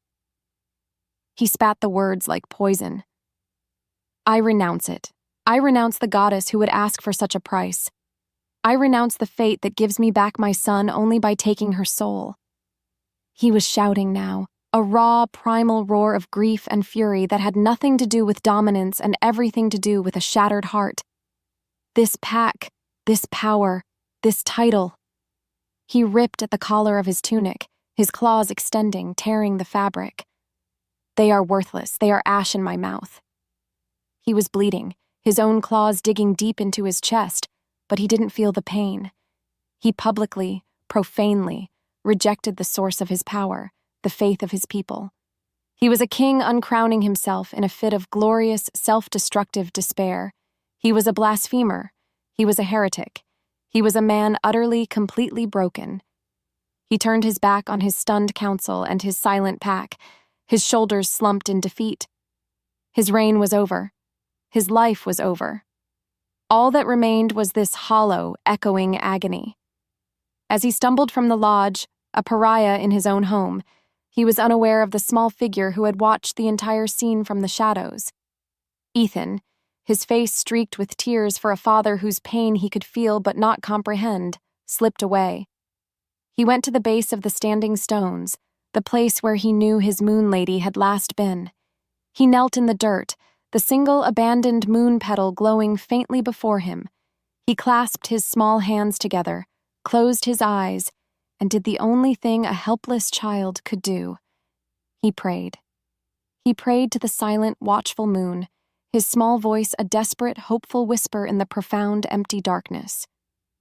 Please, give her back. Chapter 18. The Ruins of a Man. He walked until the familiar sense of the pack settlement faded, replaced by the wild, untamed smell of the deep woods. Lucian moved without thought, his feet carrying him through the darkness on a path his soul remembered. He didn't know where he was going, only that he was being pulled toward the source of his pain, the origin of his ruin. He crossed the jagged line of pines that marked the border of his territory, the land he had just renounced, and found himself in the overgrown clearing he had invaded what felt like a lifetime ago. He had found her here, and he had lost her here. The air was still thick with the ghost of her scent, wild herbs, clean earth, and a trace of something uniquely Cora, something like moonlight and quiet strength. It was a torment that was almost comforting. Her cabin stood before him, a dark, skeletal shape against the night sky. It was already being reclaimed by the forest, vines creeping up its stone chimney, the roof sagging in defeat. It was a ruin, just like him. He stumbled through the overgrown garden, his boots crushing the fragrant leaves of the moon-petal plants she had so carefully tended. The scent rose up around him, an accusation, a memory, a final, heartbreaking caress. He fell to his knees in the dirt where she had knelt, where she had coaxed life from the soil with the same hands that had healed his son. This small patch of earth had been her entire kingdom. It was a kingdom he had invaded, a peace he had shattered, a life he had destroyed. All because of his pride, because he couldn't bear the thought of her belonging to anyone else, even herself. He stayed there for hours as the moon carved its slow, silent path across the sky. He did not howl. He did not rage. The fire was gone, leaving behind only cold, empty ashes. This was the end of the path. He had lost everything that mattered, not just her, but the man he might have become with her. The alpha, the father, the leader. They were all hollow titles now. He was nothing but a vessel for this all-consuming grief. He thought of her laugh, a sound he had only heard a few precious times. He thought of the fierce, protective fire in her eyes when she stood before Ethan. He thought of her lips, a breath from his before the moon fire had torn them apart. It was better this way, wasn't it? A universe where she existed without him was better than a universe where she didn't exist at all. Now, there was only the latter. He lay back in the dirt, the damp earth cool against his skin, and stared up at the indifferent stars. He was ready. He had no pack. He had no mate. His son would be cared for by Alara, raised by a pack that was now shielded by the ghost of the woman they had scorned. His part in the story was over. All that was left was the epilogue. He closed his eyes, the scent of her moon petals filling his senses one last time. He surrendered. Not to a goddess he now hated, but to the sweet, peaceful promise of oblivion. He let go of his anger, his guilt, his very will to live. All he wanted was to be with her again, even if it was only in the silent, dreamless dark. His final prayer was not a plea for forgiveness, but a simple, desperate bargain whispered to the empty night. Take me instead. The words were a sigh, a release, the last breath of a dying wolf. Just as the darkness began to claim him, a soft, silver light bloomed behind his closed eyelids. It was not the harsh, judging light of the moon. It was gentle, warm, and it was wrapping around him like a final, loving embrace. Chapter 19. A Kingdom of Light. The darkness did not take him. Instead, the gentle, silver light blossomed, and Lucian found himself adrift in a place that had no name. It wasn't the forest. It wasn't the sky. It was a realm of soft, pearlescent light, a silent, endless sea of silver mist. There was no ground beneath his feet, no air in his lungs. Yet he stood, and he breathed. There was no warmth, no cold, only a profound and utter stillness that hummed with a quiet, ancient power. He was not a body here. He was just a consciousness, a thought, an echo of the wolf who had just surrendered his life in a ruined garden. He was dead then. This was the afterlife, and it was beautiful, but it was empty. The one soul he had come here to find was absent. Driven by an instinct that transcended the physical, he began to move. He did not walk. He simply willed himself forward, gliding through the luminous fog. The realm responded to his thoughts. As he thought of his pack, shimmering images flickered in the mist. The great hall, the standing stones, the faces of his warriors. They were like memories captured in smoke, beautiful and untouchable. He pushed them away. He was not looking for his past. He was looking for his future, the one he had thrown away and then died to reclaim. He focused his entire being on a single image, a single name. Cora. The silver sea around him swirled, coalesced, and then parted, revealing a new vision. It was her, but not her. It was not the woman of flesh and blood, with her fierce eyes and trembling hands. It was her spirit, her essence, a being woven from pure starlight and fierce, unwavering love. She was immense, ethereal, a goddess in her own right. Her form was a shield of brilliant silver energy, and she was wrapped around a much smaller, flickering light, a tiny, golden flame that he recognized with a soul-deep certainty.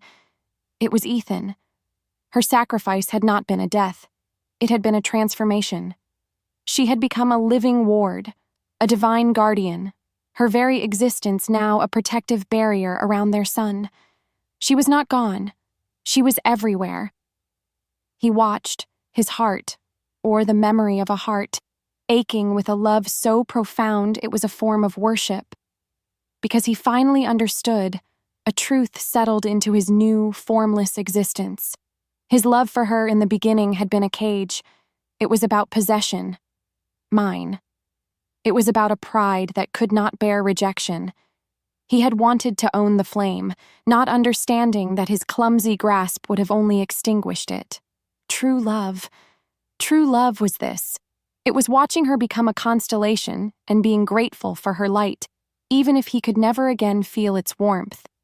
It was letting her go, not as a rejection, but as an act of ultimate reverence. She was free. She was divine. And he could not, would not, try to chain her to a mortal world again. His journey was over. He had found her. A quiet, peaceful acceptance washed over him. He did not want to return to the world of dirt and blood and grief. He wanted to stay here, a silent witness to her glory for the rest of eternity. He made his choice, not in a whisper to a cold night sky, but in a silent, resolute vow to the silver realm around him. He would not go back. He would die for her, right here, right now, and perhaps his own fading light could add one small spark to her magnificent, selfless fire. Chapter 20. A Cruel Choice. As his resolution solidified, the light of the silver realm began to change. The soft, diffuse glow gathered, condensed, and took on a form that was not a form at all. Before him stood a presence of such immense, ancient power that his own soul felt like a single grain of sand on an infinite shore. It was the moon, the goddess.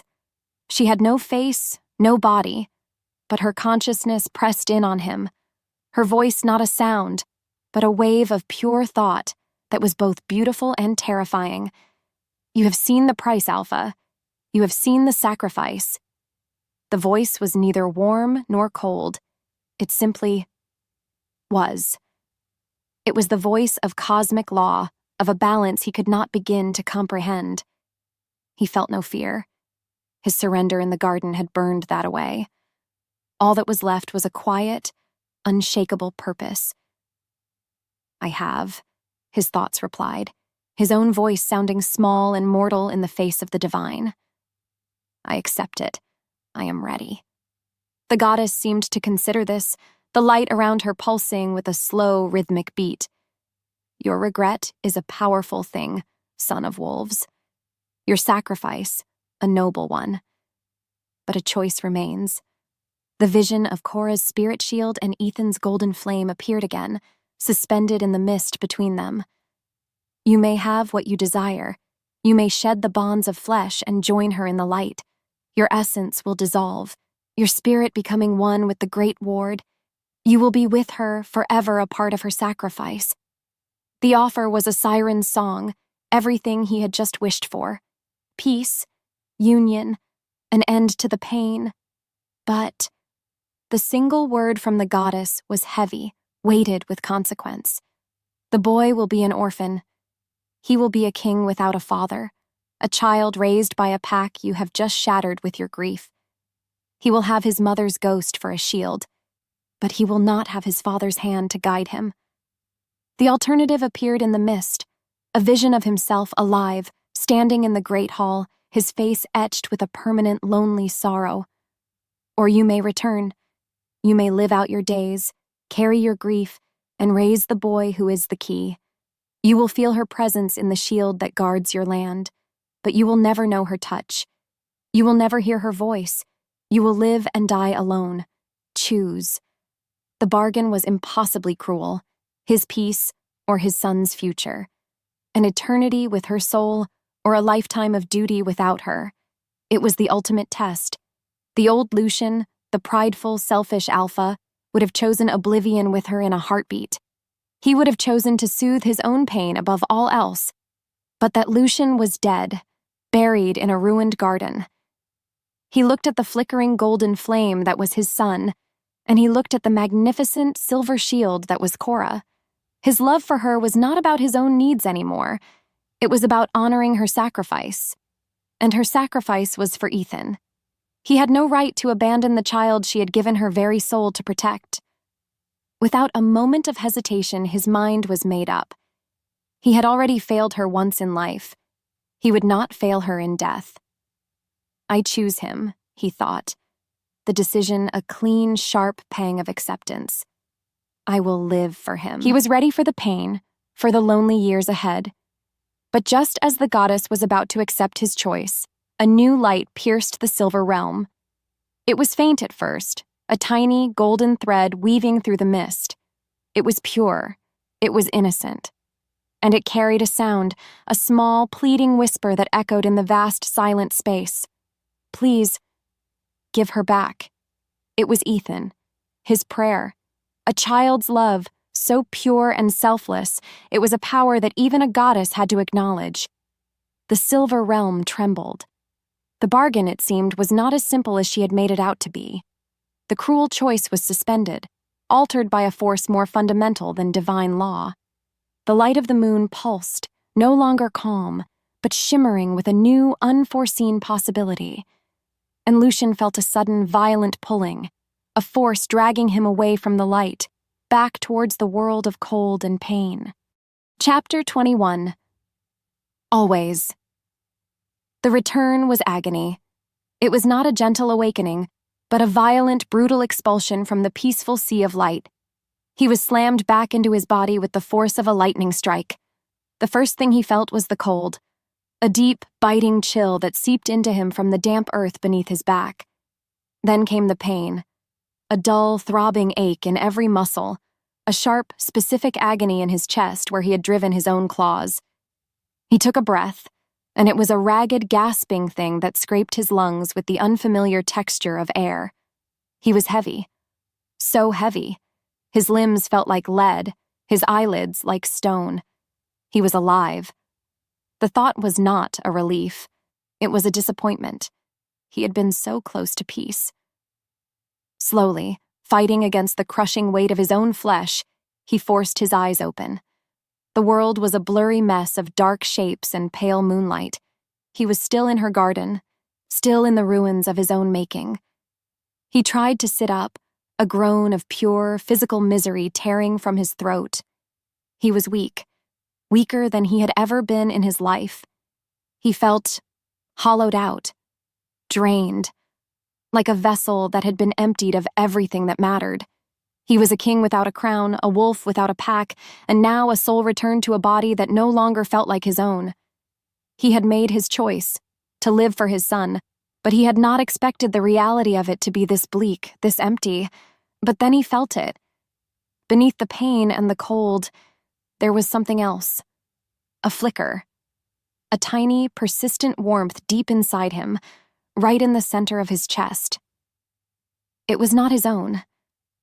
It was a gentle, steady heat, like a single, sheltered ember. He placed a trembling hand over his heart, expecting to feel only the ragged beat of his own survival. Instead, he felt a second, softer pulse beneath his palm. It was a quiet, rhythmic beat, a gentle counterpoint to his own frantic pulse. It was a wolf's heartbeat, but it wasn't his. His own wolf was a raging, dominant thing. This was calm, patient, fiercely protective. A deep, instinctual knowing washed over him, a truth so profound and impossible it brought tears to his eyes. He wasn't alone in this body. The moon had not honored his choice, nor had she honored Ethan's prayer in the way he'd asked. She had forged a third path, a new bargain. He was alive, yes, but the goddess had not sent him back empty. She had taken Cora's silent, sleeping wolf, the one he had muted with his cruelty all those years ago, and she had placed it inside of him. The warmth spread from his chest through his entire body, a feeling of coming home. He was no longer just Lucian. He was a vessel for her strength, a sanctuary for her spirit. She had not been returned to him. She had been returned within him. They were one soul now, sharing two heartbeats in a single body. The grief was still there, a sharp, aching wound. But it was no longer an empty void. It was filled with her presence, a bittersweet peace that was more than he deserved. He closed his eyes, overwhelmed by the sheer impossible gift of it. And then, for the first time, he heard her. Not a memory. Not a ghost. Her voice, clear and soft as a moon petal, whispered directly into his soul. Always. Chapter 22. The Unbroken Shield. The attack came not with a howl, but with a chilling, unnatural silence. Kyle, emboldened by the news of Lucian's blasphemy and the subsequent chaos that had ripped through the Blood Moon Pack's command structure, did not bother with the borders. He struck at the heart. Under the sickly light of a half-moon, his force of rogues, their bodies unnaturally swollen with a dark, borrowed power, surged into the settlement itself. They moved with a terrifying coordination, overwhelming the shocked and leaderless sentries. The The pack, gathered in the great hall for a tense and somber meal, was trapped. Panic erupted. Warriors scrambled for weapons, their movements clumsy and disorganized without the clear, authoritative roar of their alpha to guide them. Marcus, his face a grim mask of determination, tried to rally them, but his shouts lacked the bone-deep power of a true leader. They were a body without a head, and the wolves were at their throat. Lucian felt the invasion not with his ears, but in his soul. The gentle, steady heartbeat within his chest, Cora's wolf, began to beat faster, a silent alarm bell of pure, protective fury. He was miles away, still sitting in the ruins of her garden, a ghost in his own life. But the threat to the pack, to his son, was a threat to her legacy. He was on his feet in an instant, the lethargy of his grief burned away by a sudden cold purpose. He was no longer just a broken man. He was her shield. He was her will. He moved through the forest, not with the desperate speed of a panicked father, but with a fluid, lethal grace he had never known. The world seemed to slow down around him, every rustle of a leaf, every snap of a twig, a distinct note in a symphony of violence he could now perfectly comprehend. He could feel her wolf, a calm, knowing presence guiding his steps, sharpening his senses. He arrived at the great hall to a scene of carnage. Kale, a massive brute of a wolf with fur the color of dried blood, had cornered a small group against the far wall. Ilara stood protectively in front of Ethan, her old body trembling but her spirit unbroken. Kale laughed, a horrid, guttural sound. "The great Alpha Lucian abandoned you," he snarled, his eyes fixed on the terrified boy. "His son will be the key to my new kingdom." He lunged, but he never reached his target. A black and silver blur slammed into him, a force of nature that was both righteous fury and divine grace. Lucian was there, but he was not the wolf they knew. When he shifted, the transformation was unlike anything they had ever witnessed. His form was larger, his black fur streaked with threads of pure, shimmering silver. His eyes, normally molten gold, now blazed with an inner, ethereal light. His alpha power was still there, a crushing wave of dominance, but it was now interwoven with something else, a calm, ancient, and utterly implacable energy that felt like the moon itself given form. The pack, his pack, stared in stunned, reverent silence. This was not just their alpha. This was a god. Lucian fought with a terrifying beauty. He moved with his own brutal strength, but his instincts were guided by a wisdom that was not his own. He anticipated every move Kale's rogues made, his claws and fangs a whirlwind of precise, devastating force. It was as if two perfect warriors, one of primal rage and one of divine strategy, were fighting as one. Kale, his dark power no match for this holy union, was thrown back again and again. He was a creature of hate and ambition, and he was facing a creature of sacrifice and love. It was not a fair fight. Finally, Lucian cornered him, pinning the bleeding, whimpering wolf to the floor. The pack expected a killing blow, the victor's right to tear out the throat of his vanquished foe, but Lucian did not kill him. He looked down at the pathetic creature, and he felt Cora's spirit within him, not with a desire for vengeance, but with a profound and sorrowful pity. He placed one massive paw on Kale's chest, and instead of tearing, he pushed. A wave of pure silver light, the very essence of Cora's sacrifice, poured from him into Kyle. It was not an attack. It was a cleansing. Kale screamed as the dark borrowed power was scoured from his body, his muscles shrinking, his unnatural strength draining away, leaving him as nothing more than a scarred, broken rogue. The curse he had tried to wield was broken. The prophecy he had perverted was rendered null and void. Lucian had not taken his life. He had taken his power, leaving him to live with the truth of his own pathetic weakness. He shifted back, standing over the defeated wolf, the silver light slowly fading from his eyes. He was their alpha again. But he was also something more. He was the living embodiment of the ghost who had saved them all. Chapter 23. The Second Heartbeat. In the aftermath of the battle, a profound and unnerving quiet descended upon the great hall. The fighting was over, But the war for the soul of the pack had just been won. The wolves, his wolves, stared at Lucian with a mixture of fear and absolute reverence. They had seen him fall, they had heard him blaspheme, and now they had witnessed his divine rebirth. He stood over the twitching, powerless form of Kale, his chest rising and falling, the sheer exhaustion of channeling so much power settling deep into his bones. Marcus, his face pale and his usual arrogance completely stripped away, took a hesitant step forward. "Alpha?" The word was a question, a plea for understanding. The entire pack held its breath, waiting for an explanation that felt beyond the reach of mortal words. Lucian looked at them, at the faces of the wolves who had followed him, feared him, and nearly abandoned him. He could feel the second heartbeat inside him, Cora's wolf settling into a calm, steady rhythm. It was a source of strength that had nothing to do with dominance. "Kyle is no longer a threat," Lucian said, his voice quiet but carrying to every corner of the hall. He gestured for his warriors to take the whimpering rogue away. He then turned his gaze upon Marcus, and there was no anger there, no, "I told you so." There was only a deep, weary sadness. "You were right to be afraid," he said, his words shocking the scarred warrior into silence. "You feared a curse, but you didn't understand what the curse truly was. The curse was my pride. It was my fear. It was a world without her." He didn't need to tell them the whole story. They could feel it. The lingering scent of moonlight and protective magic that clung to him was her signature. "Cora Hale did not die," he continued, his voice growing stronger. "She made a sacrifice. Her spirit is the shield that now guards this territory. Her strength is the power that just saved your lives." He placed a hand over his own heart.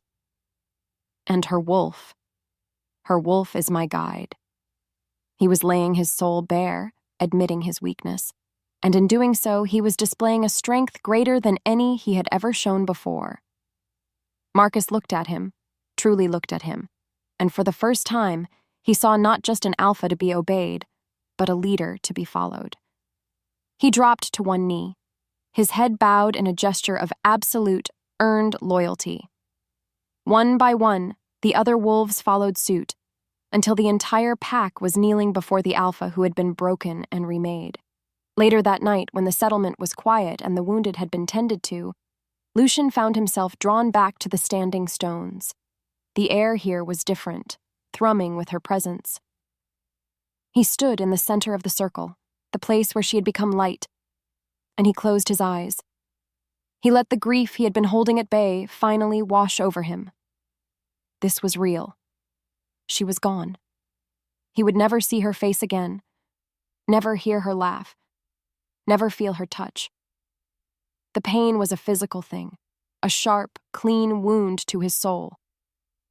He sank to his knees, a strangled sob escaping his lips. He spoke to her then, not with his voice, but with his heart, pouring all of his regret and love into the silent space between them. "I'm sorry, Cora. I'm so sorry for what I did, for what it cost you." He felt a response, not a voice, not a whisper, but a feeling. A wave of pure, unconditional love and a profound sense of peace washed over him, through him. It was a final, conscious farewell. He felt her distinct, separate presence, the one that had guided him in the fight, begin to recede. It was not leaving him. It was merging, dissolving fully into the wolf spirit she had placed within him. The feeling of her as a separate entity was fading, becoming a permanent, instinctual part of his own being. The conversation was over. The palpable sense of her ghost was gone. He was alone again, but not empty. He placed his hand over his chest. The second heartbeat was still there, calm, steady, a promise. He would no longer be haunted by her ghost. He would be guided by her soul. He stood, his tears drying in the cold night air, and turned to go back to the life she had given him. As he reached the edge of the clearing, he found Ethan waiting for him, the boy's small face serious in the moonlight. Ethan looked up at him, not at his face, but at his chest. "I can feel her too," he whispered. "She's warm." Chapter 24. What Was Always Mine. 8 years passed. The seasons turned, and the Blood Moon Pack, once fractured by fear and on the brink of collapse, healed into something stronger and wiser than it had ever been. The story of Cora, the outcast who became their guardian spirit, was no longer a cautionary tale but a revered legend whispered to every new pup. The great shield she had woven with her soul held the territory in a state of perpetual, tranquil safety. Under the guidance of their changed alpha, the pack thrived. Lucian ruled not with a fist of iron, but with a quiet, patient strength. The grief had never truly left him. It was a part of him now, a landscape etched into his soul. But it was no longer a source of ruin. It was a source of empathy. He was a better alpha, a better wolf, because of the love he had lost and the piece of it he still carried within him. Tonight was a special night. The full moon, a perfect silver disk, hung in a sky of velvet and diamonds. It was the night of Ethan's 15th birthday, the night of his first shift. A nervous, electric energy buzzed through the settlement, but Lucian felt only a profound sense of peace. He led his son, no longer a small boy but a tall, strong young wolf on the cusp of manhood, up the familiar path to the circle of standing stones. The air here was always different, always humming with a gentle, protective energy. Ethan, whose amber eyes held the same fierce intelligence as his mother's, looked at the ancient stones with a familiar reverence. He had been brought here many times to hear the story, to feel the presence of the mother he only knew through his father's words and the unwavering warmth in his own heart. "Are you afraid?" Lucian asked, his voice a low rumble in the quiet night. Ethan shook his head, though Lucian could see the tension in his shoulders. "No, just ready." He looked at his father. "Will she be watching?" Lucian smiled, a sad, gentle expression that was now a familiar part of his face. He placed a hand on his own chest, where the second heartbeat, a constant, comforting companion for 8 years, beat in time with his. "She is always watching," he said. As the moon reached its zenith, the change began. Lucian watched, his heart swelling with a fierce paternal pride. For most young wolves, the first shift was an agonizing, violent ordeal. But Ethan's was different. It was a release, a becoming. His bones lengthened and his form shifted with a fluid, natural grace. There was pain, yes, but it was the pain of birth, not of breaking. When he finally stood on 4 paws, his new form was magnificent. His fur was a beautiful mix of Lucian's own midnight black and a softer sandy brown, but it was the tips of the fur on his scruff and tail that made Lucian's breath catch in his throat. They shimmered with a faint, unmistakable silver sheen, as if they had been dusted with starlight. As Ethan lifted his head and let out his first howl, a sound not of a pained pup, but of a proud, strong wolf claiming his place in the world, a soft, gentle pulse of energy washed over the mountaintop. It was a caress, a blessing. Cora's shield, her very spirit, acknowledging the ascendance of her son. A wave of pure, unadulterated joy, so intense it almost buckled his knees, surged through Lucian from the wolf within him. It was her pride, her love.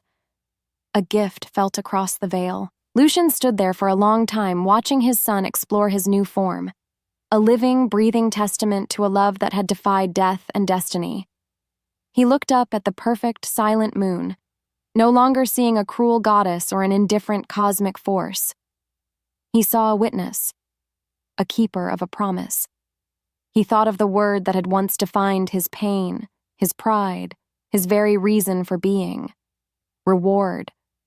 It had been a claim of ownership, a brand of possession. How little he had understood. She had never been a prize to be won. She had been a gift to be cherished.